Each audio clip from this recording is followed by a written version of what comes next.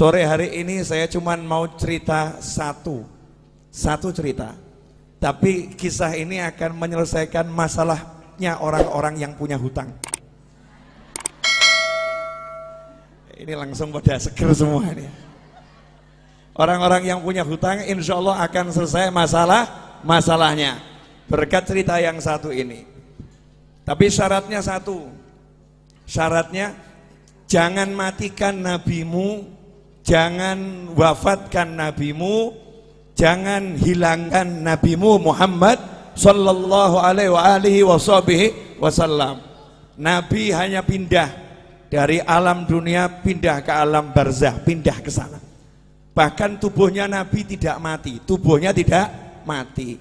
Nama kematian buat Nabi hanya keluarnya roh dari jasad.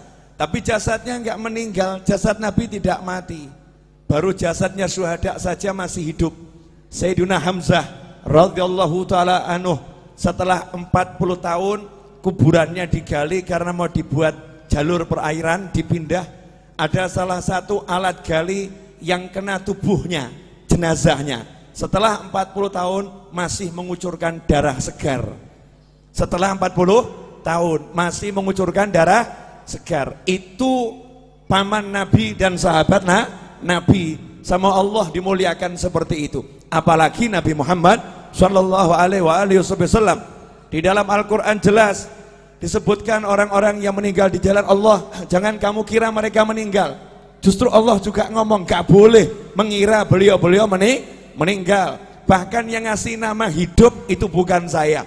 Yang ngasih nama hidup itu bukan ulama.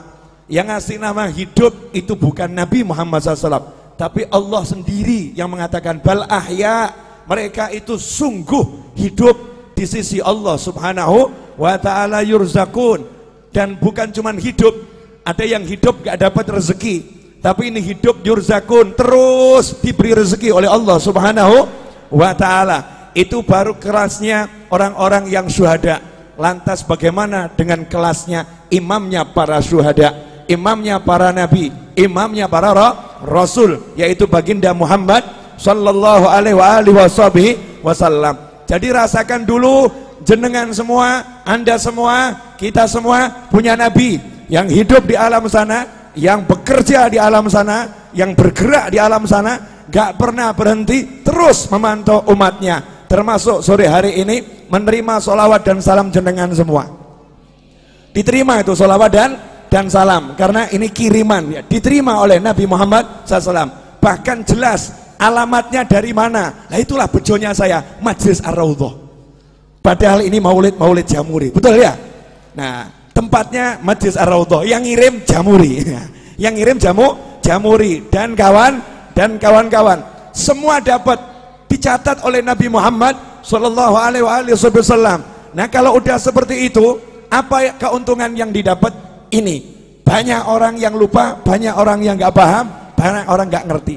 Di zaman Nabi Muhammad SAW ada sahabat namanya Jabir bin Abdullah radhiyallahu ta'ala anhu.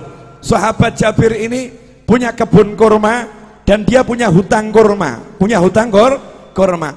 Masalahnya utangnya sama Yahudi yang benci Nabi, benci Islam. Karena tidak setiap Yahudi benci. Ya, Yahudi itu bangsa. Istri Nabi Sayyidah Sofiyah juga seorang Yahudiyah. Yang dibenci itu adalah ajarannya Yahudi yang memusuhi Islam. Lah ini udah ajarannya Yahudi, orangnya Yahudi pula. Bencinya sama Nabi luar biasa. Ketika melihat ada satu sahabat punya hutang, belum bisa bayar, maka Yahudinya senang. Ini saatnya untuk menghina sahabatnya Nabi. Ini saatnya untuk merendahkan sahabatnya Nabi Muhammad sallallahu alaihi wasallam. Maka datanglah Yahudi ke kebunnya Jabir bin Abdullah radhiyallahu anhu untuk nagih utang. Ibu-ibu pernah diparani, ditagih? Tahu rasanya? Diparani gak punya duit, enak rasanya ya? Diparani sama orang yang badannya mungkin gede-gede, mungkin badannya tidak enak dilihat, wajahnya serem, itu tidak seberapa. Tapi kalau yang nyamperin ibu-ibu mulutnya cerewet, itu luar biasa. Ada mau bayar kapan utangmu? Utang nanti dibayar. Wah itu lebih dari pria-pria yang badannya besar itu, yang cerewetnya luar biasa, kalimatnya menusuk dan merobek-robek jiwa dan menyebabkan ibu sakit hati ketemu orang yang seperti itu. Hari itu Yahudi datang ke tempatnya Jabir. Nabi Muhammad SAW dimintai tolong sama Jabir, ya Rasulullah, tolong utang saya ini biar bisa ditunda, dibayar tahun depan. Yahudinya diajak bicara. Nabi ngajak sahabat, ini kerennya di sini, hebatnya di sini. Ada satu teman Nabi, sahabat Nabi punya utang. Uangnya buat bayar gak cukup, kebunnya buat bayar gak cukup. Nabi Muhammad SAW tidak duduk di rumahnya. Nabi Rasulullah SAW ngajak sahabat-sahabatnya, yuk kita ke rumahnya Jabir, ayo kita ke kebunnya Jabir. Kasihan itu, Jabir digeruduk Yahudi, Jabir disamperin Yahudi. Ini Yahudinya lagi nagih Jabir, mau menghinakan Jabir. Berangkat Nabi Muhammad SAW bersama sahabat. Kemudian Rasul sendiri yang ngajak ngomong bicara si Yahudi. Artinya Nabi SAW tokoh masyarakat, Rasul punya jabatan, punya kedudukan, mau membela orang yang ditagih hutang, mau membela orang yang terlilit hutang. Saat itu Nabi belum punya duit, karena Nabi kalau punya duit tekno didom langsung, dibagi-bagi langsung habis. Apa sabda Nabi buat orang yang terlilit hutang? Kadang ini mubalih nggak paham, kemudian menyebutkan hadis yang seakan-akan orang meninggal punya hutang itu sengsara. Salah. Dulu Nabi Muhammad SAW bersabda, siapa yang meninggal punya hutang, saya tidak akan sholatkan jenazahnya. Maksudnya bukan karena benci, Nabi tidak mau nyolatkan jenazahnya dulu, minta sahabat yang punya duit beres no ini, bayari hutangnya, sehingga masuk kubur udah selesai, gak ada hutang piutang. Kalau kita alhamdulillah sudah niru, kalau ada hutang piutang jadi tanggungan saya, tanggungan kami atau keluarga. Jadi Nabi nggak mau SAW ada umatnya yang meninggal dalam keadaan masih punya hutang. Makanya Nabi ngomong sama sahabat, tidak sama mulai sholat dulu sebelum hutangnya dilunaskan. Tapi begitu Nabi punya hutang, apa sabda Nabi Muhammad SAW? Siapa yang meninggal punya hutang, Nabi punya uang ya, siapa yang meninggal punya hutang, saya yang bayar hutangnya, saya yang lunaskan uangnya. Kalau dia nggak punya hutang, biar uangnya milik ahli warisnya. Kalau punya hutang, aku yang bereskan. Mana konglomerat sekarang yang berani ngomong begitu? Mana saudara yang berani ngomong begitu? Mana umat Islam yang berani ngomong begitu untuk orang yang tinggal di satu kampungnya? Yang di kampung ini yang punya hutang, kalau meninggal aku yang melunaskan. Mana yang seperti itu?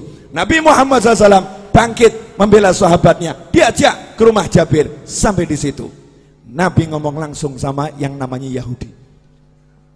Yahudi, gini aja, kalau boleh pembayarannya ditunda, diundur, kasih perpanjangan waktu. Yahudinya ngomong, ya Abul Qasim, wahai Abul Qasim, julukan Nabi Muhammad SAW, wahai Abul Qasim, tidak bisa, hari ini juga harus dibayar. Bu, kalau jenengan ditagih utang 5 miliar, hari ini harus dibayar. Ngeluh atau enggak ngeluh? Ngeluh ya. Punya uang cuman 100.000, tagihannya 5 miliar. Pusing atau enggak pusing? Pusing. Lah ini Nabi Muhammad SAW datang, kasusnya begitu. Kebun kurma ini buahnya cuman sedikit, hutangnya bertonton, jadi nggak mungkin bisa dibayar. Maka Nabi mengatakan kepada Yahudinya, tunggu sebentar. Kemudian Jabir bawa kurma sedikit, disuguhkan Nabi Muhammad SAW. Itulah adabnya sahabat. Kedatangan Nabi sepunyanya apa ya disuguhkan. Ini ya Rasulullah, kurma muda disuguhkan. Setelah itu Nabi Muhammad SAW ngelilingi kebun kurmanya Jabir. Kebun kurmanya dikelilingi, dilihat muter, ya memang gak cukup. Jumlahnya buah kurma itu gak mungkin cukup untuk bayar.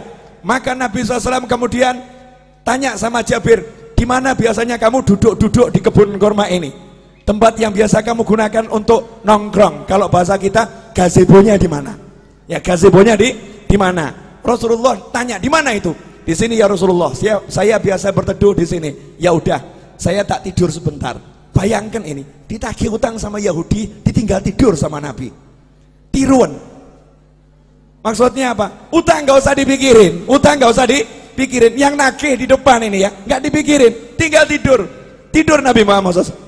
Ini nanti bisa dicek di Syarah Fathul Bari, Syarah Bukhari ya. juga di kitab-kitab syarah Bukhari yang lain. Tidur Nabi SAW, kemudian bangun, datangi lagi Yahudinya, karena masih maksa harus dibayar hari itu juga.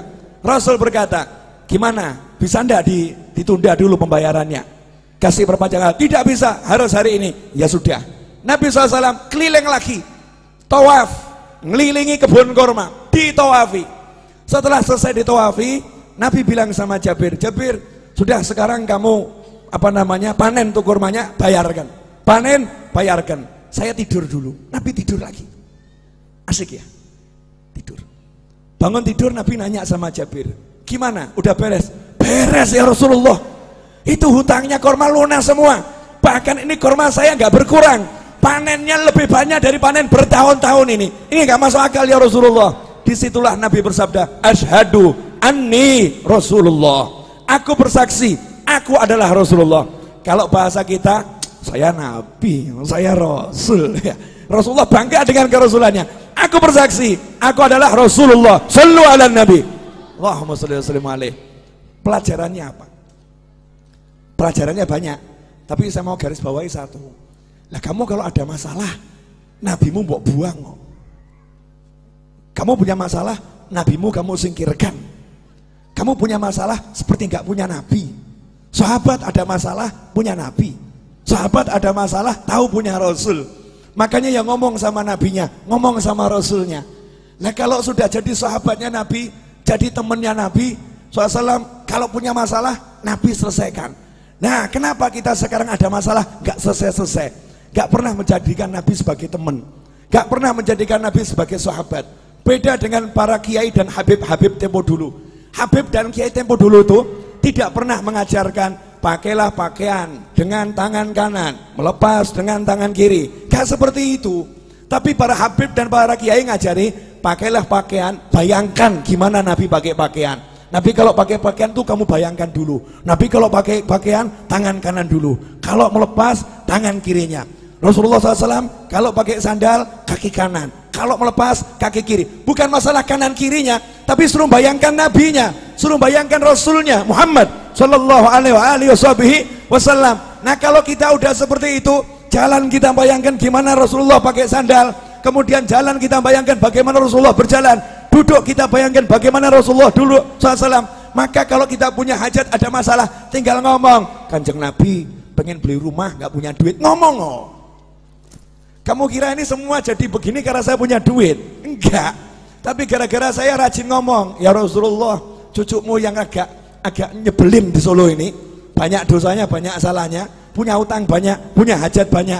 Please mintakan sama Allah, lunaskan. Mintakan sama Allah, selesaikan. Mintakan sama Allah. Nah kalau Jabir sahabat, Jabir itu sahabat, Nabi datang ngurusi, masa saya cucunya nggak diurusi? Nggak mungkin. Masa saya cucunya nggak diurusin? Nggak mungkin. Lantas bagaimana dengan Anda? Beb, saya bukan cucu Nabi. Tenang, Anda semua bisa jadi saudara Nabi Muhammad SAW. Rasul dalam hadis mengatakan, sungguh saya kangen sama saudara saya. Maka sahabat ngomong, ya Rasulullah, kan kami ada di sini, kami saudaramu, kok dicari? Kenapa? Saya nggak cari kalian, kalian sahabat saya, bukan saudara saya. Lantas siapa saudaramu ya Rasulullah SAW?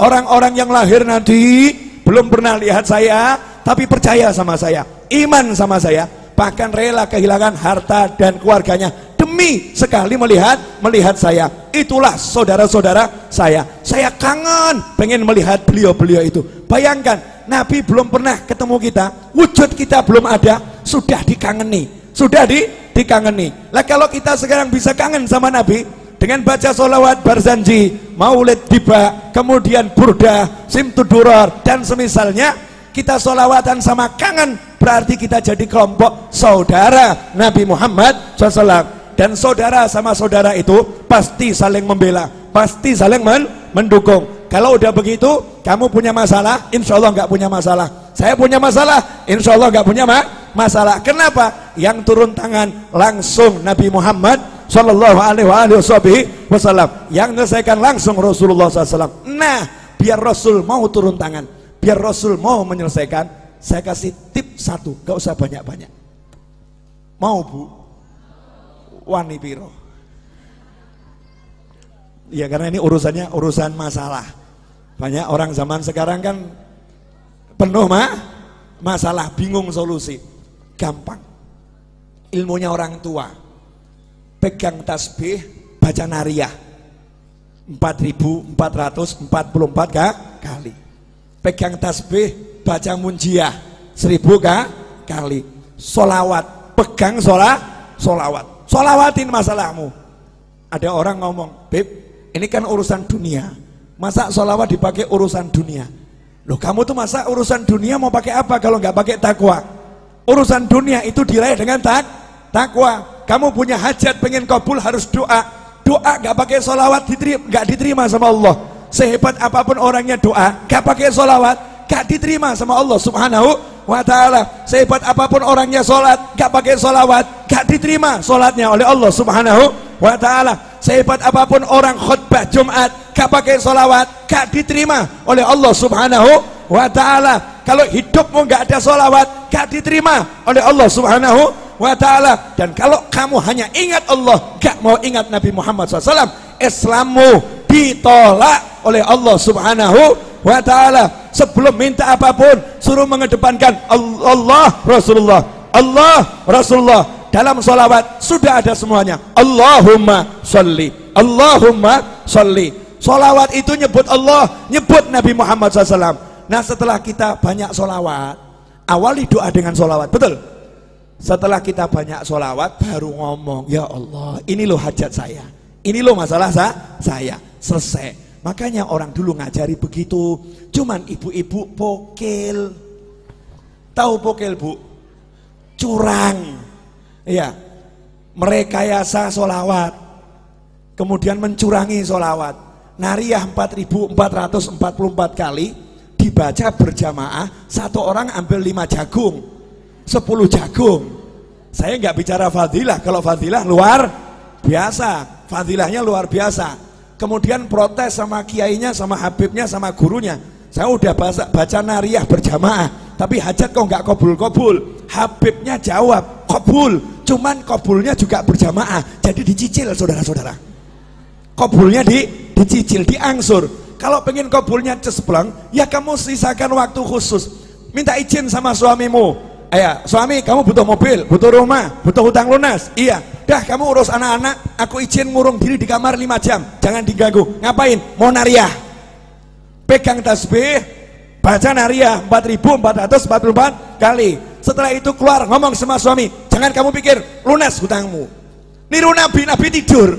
Nabi tidur. Udah, silahkan pergi kerja, gak usah dipikir. Main-main sama anak, gak usah dipikir lunas. Suaminya nanya, lunas piye? Duit gak ono, tenang, Nabi yang bereskan. Lah caranya piye? Ojo takok aku. Caranya gimana? Jangan tanya saya. Janji Allah wa yarzuqhu min haitsu la yahtasib. Allah akan kasih rezeki dari arah yang gak pernah diduga. Itu kalau kita pegangan sholawat. Dan tidak mungkin sia-sia orang yang berpegang sholawat. Lah sayangnya kita sukanya susah. Ini ibu-ibu jamur ini kan gak ada wajah-wajah susah, gak ada ya. Gak ada wajah-wajah susah, gak ada. Walaupun hidupnya mungkin ada yang agak susah, tapi tetap gak susah, paham ya? Lah hidupmu penuh nikmat kok susah. Hidupmu penuh nikmat kok susah. Karena ini 30 hari sholawatan terus. Jadi ya suami ditinggal loh ini. Suami, bojo, bye-bye. Pak, sholawat dulu ya Pak ya. 30 hari suaminya ditinggal.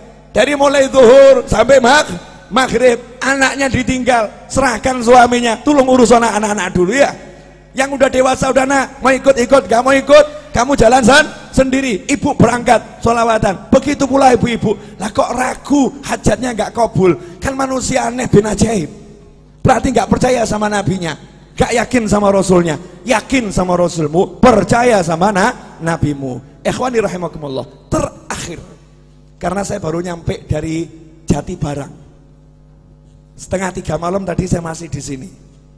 Tadi jam 8 saya ceramah di Jati Barang. Ya, dari Jati Barang saya balik ke sini. Nanti maghrib saya ke Jogja insyaallah. Kemudian besok jam 6 pagi saya harus terbang ke Jakarta. Acara jam 9 sampai asar. Padahal asar saya pergi ke Bandung. Jalan-jalan terus, asyik. Enak toh? Wajah saya wajah lelah atau bahagia? Lah makanya, berarti enak atau enggak enak? Enak, jalan-jalan toh terus, asyik, keliling terus, ya keliling terus. Ketemu orang mumet, saudara-saudara. Orang mumet yang bisa bahagia. Terakhir. Ini ibu-ibu, ini perlu dijelaskan. Saya masih ingat kata-kata Habib Anis. Ibu-ibu itu yang wirid-wiridnya jauh lebih banyak dari bapak-bapak. Bahkan mungkin ibu-ibu itu punya buku doa terbanyak dibandingkan bapak-bapak. Yang paling hafal doa-doa itu ibu-ibu. Doa pelunas hutang 1, doa pelunas hutang 2, doa pelunas hutang 3 gitu ya. Itu ibu-ibu. Saking mumetnya, wiridnya luar biasa, itu ibu-ibu.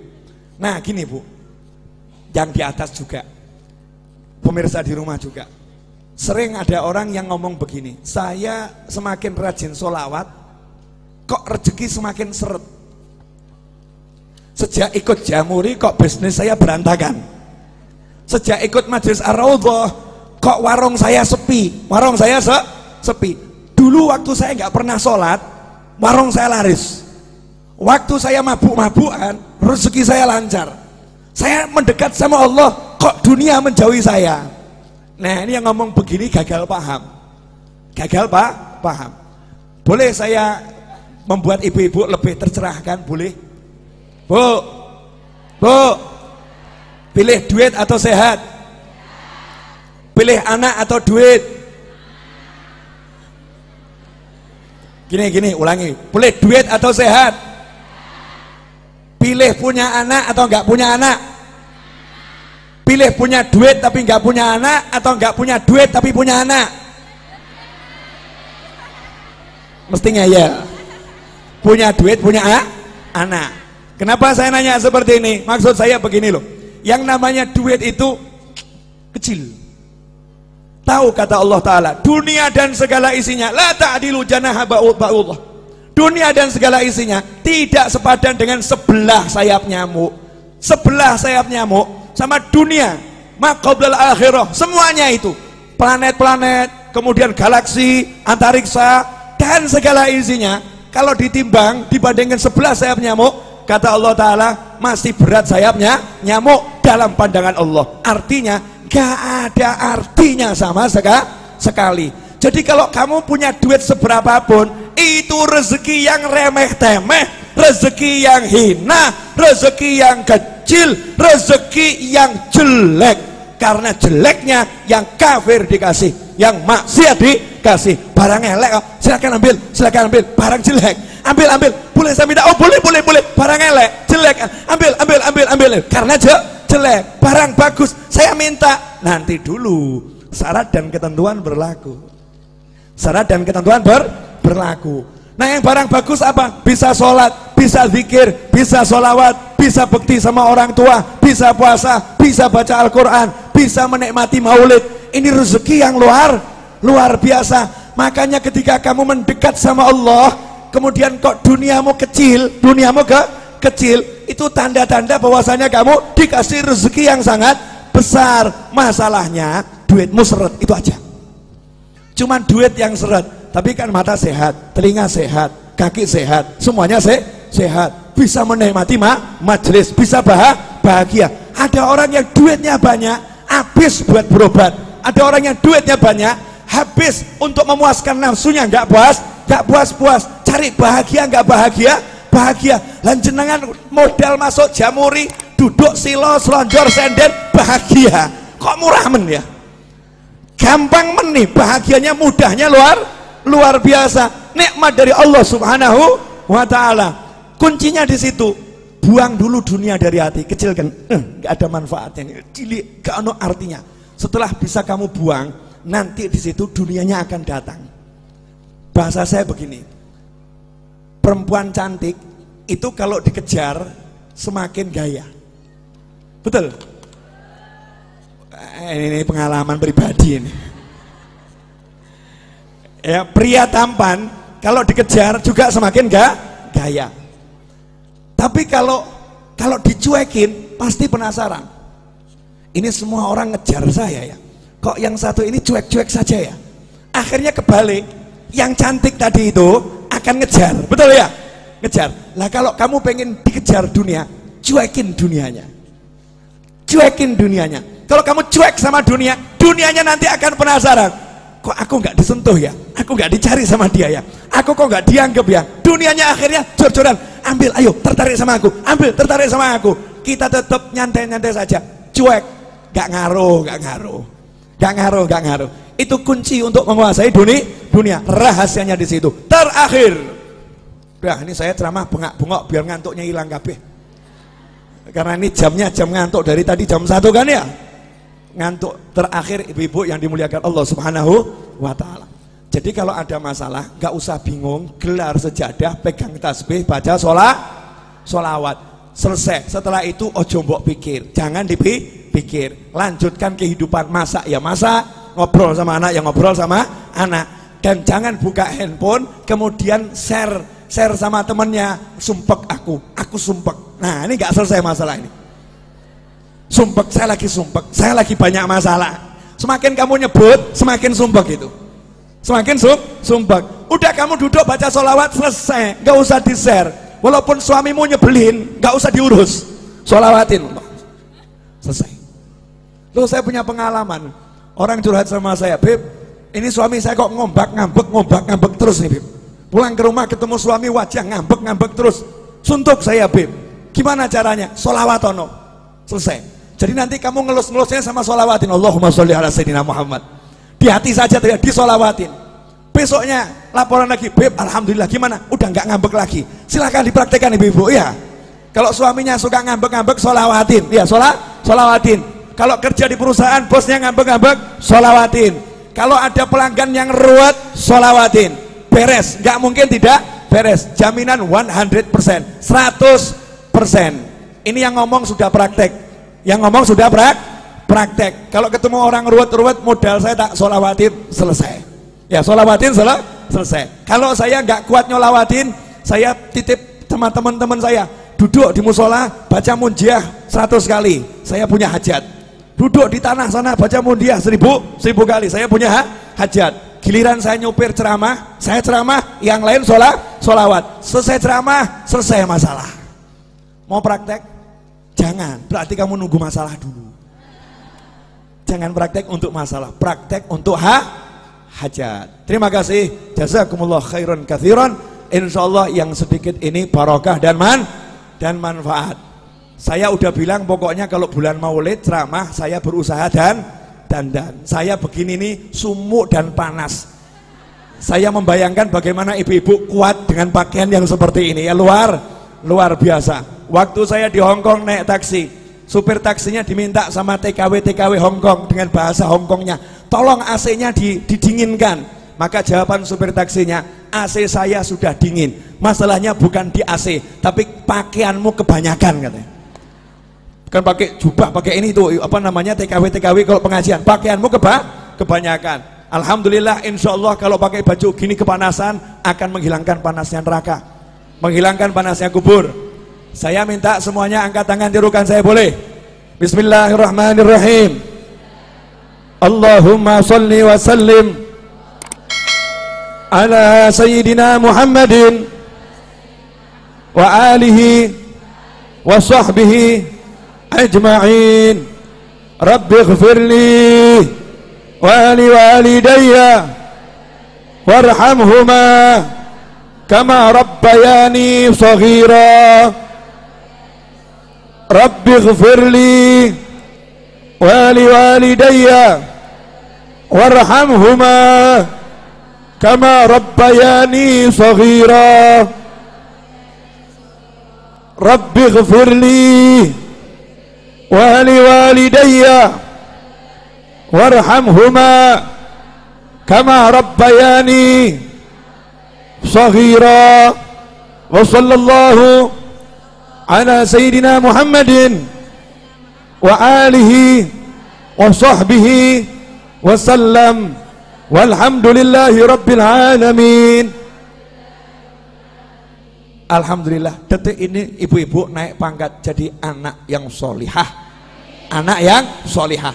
Karena dalam hadis disebutkan waladun solihun yad'ulah, anak soleh itu yang mendoakan orang tua. Amanat saya, sehabis sholat jangan tinggalkan doa ini. Rabbighfirli wali walidayya warhamhuma kama rabbayani shaghira. Dan ajarkan pada siapapun, ajarkan kepada anak kita. Janji Nabi, Allah tidak akan memutuskan rezeki dari seorang hamba yang hamba itu tidak memutuskan doa untuk orang tuanya. Maka kalau kita doakan orang tua kita terus, maka rezeki zahir dan batin tidak akan putus. Saya mengucapkan jazakumullah khairan dan mohon maaf atas segala ketidaknyamanan dan kekurangan majelis ini dalam menyambut Anda semua. Mudah-mudahan dimaafkan dan barokah, amin. Wassalamualaikum warahmatullahi wabarakatuh.